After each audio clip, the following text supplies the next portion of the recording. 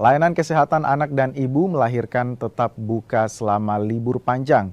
Rumah Sakit Ibu dan Anak di Makassar menyiapkan fasilitas melahirkan dan pemeriksaan ibu hamil buka 24 jam. Rumah sakit khusus ibu dan anak tetap buka selama libur panjang. Khusus untuk layanan ibu yang akan melahirkan, rumah sakit tetap buka 24 jam.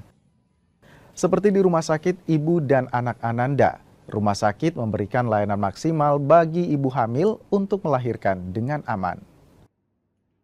Kalau kita lihat di sini bagaimana pelayanannya?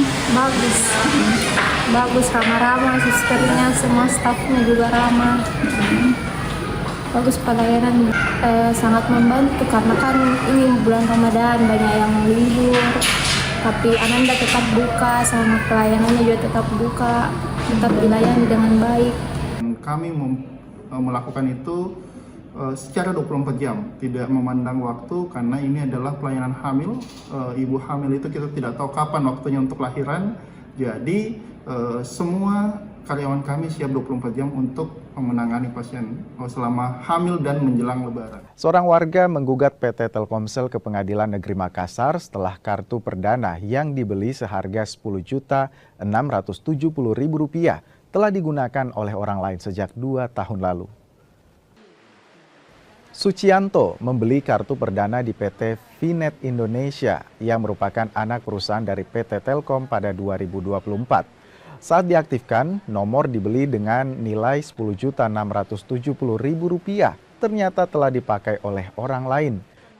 Sucianto melaporkan kejadian ini ke Grapari Petarani Makassar dan menyatakan nomor tersebut telah aktif sejak 2023. Mirisnya, nomor yang terdaftar tidak terdapat data ataupun NIK si pengguna.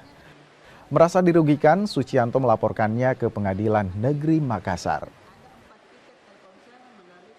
Kepolisian Daerah Sulawesi Selatan menurunkan unit satwa atau K9 untuk membantu pengamanan di objek vital strategis selama momen mudik dan balik Lebaran 2025. Patroli dengan anjing K9 dilakukan Direktorat Samapta Polda Sulawesi Selatan. Anjing K9 yang dilibatkan dalam mempunyai kemampuan untuk mengendus bahan peledak maupun narkotika. Sejumlah area seperti terminal, pemberangkatan maupun kedatangan menjadi sasaran sterilisasi. Tak hanya di bandara, patroli serupa juga dilakukan di pelabuhan, terminal hingga pusat perbelanjaan. Patroli dilakukan untuk melakukan pencegahan terhadap faktor yang dapat mengganggu keamanan selama arus mudik dan balik. Saudara, informasi tadi sekaligus menutup perjumpaan kita di Kompas Sulsel edisi hari ini. Saya Gufran Lamataha mewakili kerabat kerja pamit undur diri. Terima kasih atas kebersamaan Anda. Selamat pagi dan selamat beraktivitas.